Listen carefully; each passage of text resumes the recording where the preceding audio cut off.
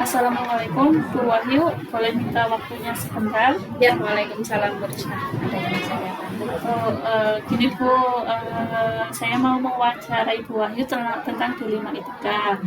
Selama Bu Wahyu jadi kepala sekolah di SMP Negeri 51 Atat Kalibawang, pernahkah Bu Wahyu mengalami dilema etika dalam mengambil sebuah keputusan?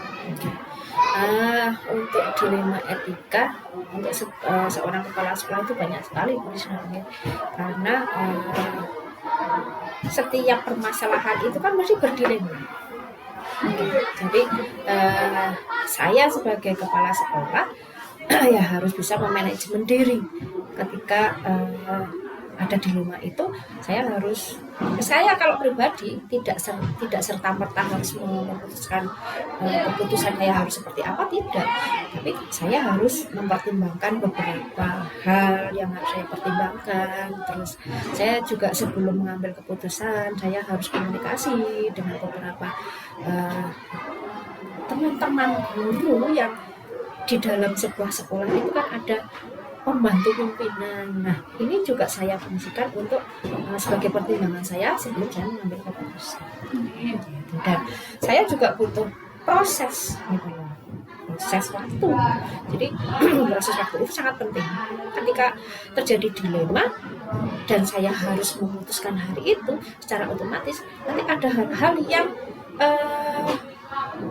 terlewat yang sebenarnya itu seharusnya saya perhatikan. Jadi memang saya tidak begitu cepat mengambil keputusan ketika ada sebuah dilema. Oke. Dilema etikanya yang Bu Irung terngiang-ngiang, yang susah itu dalam hal apa? Contoh. Kalau dilema etika semuanya itu susah, semuanya itu penuh pertimbangan gitu.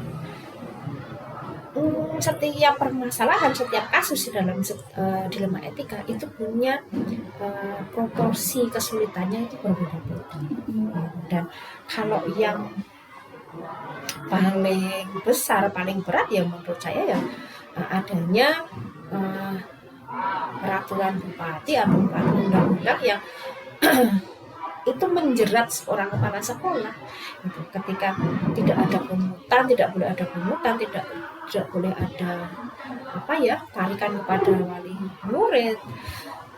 Padahal kehidupan di sekolah satap panjenengan pirsa sendiri untuk memberikan kebutuhan belajar anak yang harus ditopang dari bos atau dari anggaran yang lain itu kan kecil skalanya. Gitu. Dan kalau kita tidak dibantu dari anggaran sumbangan dari orang tua atau bantuan dari orang tua, kerjaan kita tidak bisa berjalan. Jadi untuk kebutuhan siswa kita yang kita kan di sini kita harus memperhatikan anak-anak kita dengan kegiatan-kegiatan yang dilakukan untuk anak. Itu yang paling berat menurut saya, sehingga itu menjadi ruang lingkup jadi kepala sekolah itu menjadi lebih dipersempit. Nah, langkah-langkah untuk mengambil keputusan itu bagaimana menurut Bundaran? Kalau langkah-langkah ya secara otomatis yang pertama yang harus saya lakukan, saya mengidentifikasi permasalahannya gitu. Karena ada kasus saya ada kegiatan siswa misalnya Popda. Popda ya. Popda itu kalau SMP kita itu anak-anaknya kalau non akademisnya kan bagus.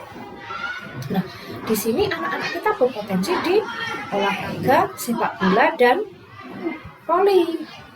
Sepak bola dan voli itu kan tim. Kalau berangkat itu kan tidak hanya 1 orang, 2 orang, 5 orang, tapi kan itu menjadi 12 orang sampai 20 orang gitu. Nah, di situ itu kan perlu anggaran besar. Apa yang harus saya lakukan?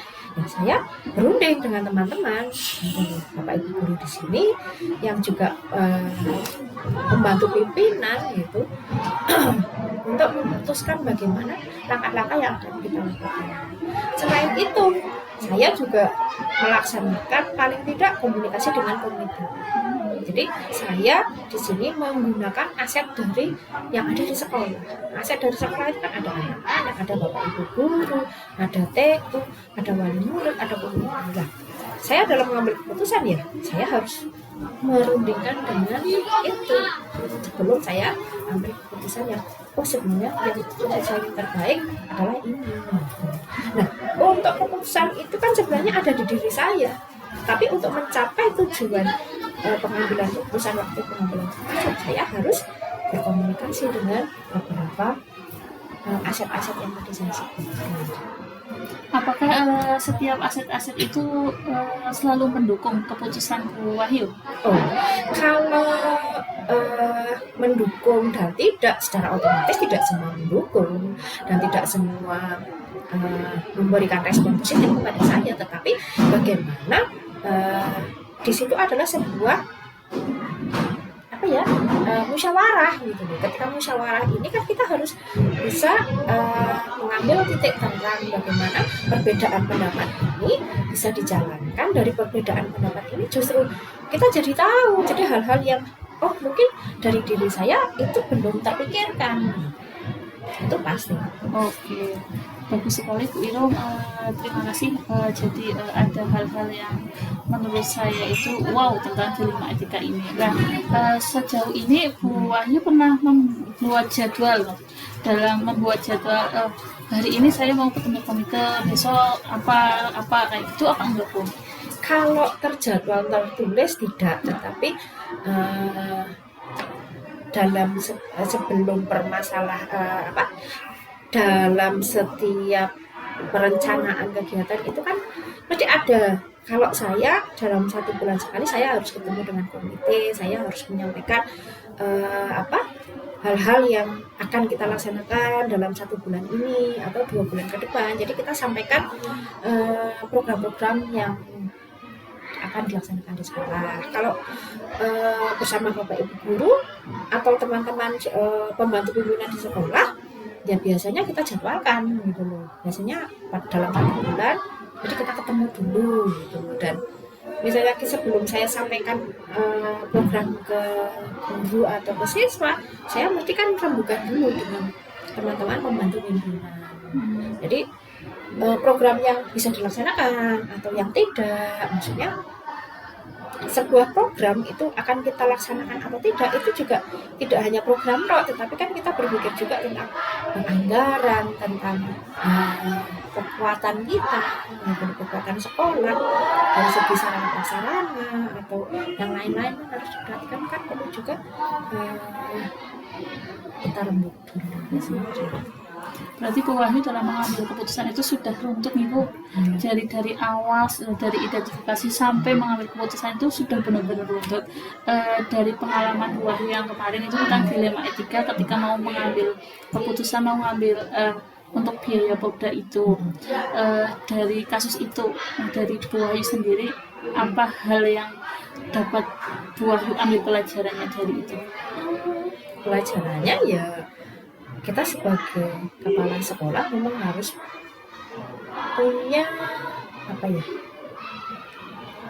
tanggung jawab gitu. Dimana keputusan yang diambil itu harus bisa dipertanggungjawabkan gitu. Tanggung jawab itu kan ada 2, secara material dan spiritual. Spiritualnya kepada orang tua, kepada komite, kepada teman-teman guru gitu. Karena ketika saya harus SMP Negeri 1 atau Palembang berangkat, secara otomatis mau tidak mau dengan kesibukan apapun saya juga harus membersamai gitu loh. Itu tanggung jawab secara spiritual. Tanggung jawab secara material ya yang dipegang oleh bendahara untuk kegiatan tersebut, ya saya juga harus kontrol. Misalnya ada sesuatu juga saya harus bertanggung jawab, apapun itu resiko apapun juga saya harus bertanggung jawab. Oke, jadi dari kasus ini pengalaman yang pengalaman yang Bu Wahyu dapatkan itu adalah pengambil keputusan yang bertanggung jawab. Oke, terima kasih Bu Wahyu atas waktunya. Pengalaman Bu Wahyu itu sangat bermakna bagi saya. Semoga saya bisa seperti Bu Wahyu. Terima kasih Bu Risna. Semoga apa yang saya sampaikan menjadi hal positif yang menjadi pembelajaran bagi panjenengan dan juga saya.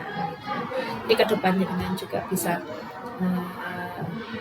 setiap ada permasalahan yang terkait dengan sekolah atau terkait dengan anak didik, pesan kita juga perlu dengan langkah-langkah yang sistematis. Terus saya juga sebagai pribadi juga kedepannya juga untuk lebih bisa menata diri untuk bersikap dalam hal-hal yang tadi disampaikan kasus-kasus tersebut yang kemungkinan kedepannya itu kan kasusnya akan lebih besar. Terima kasih Bu Wahyu. Sama-sama.